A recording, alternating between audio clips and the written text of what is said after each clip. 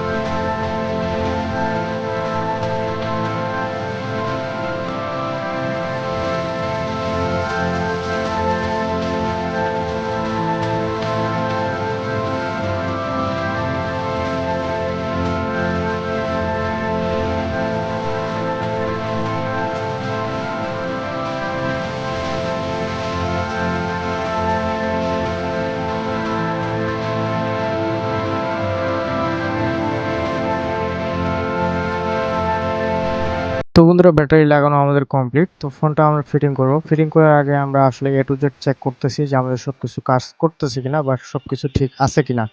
তো বন্ধুরা দেখতে পাচ্ছেন আমাদের কিন্তু সবকিছু ঠিক রয়েছে এবং আমরা এখন ব্যাটারিটা ফিটিং করে দিয়ে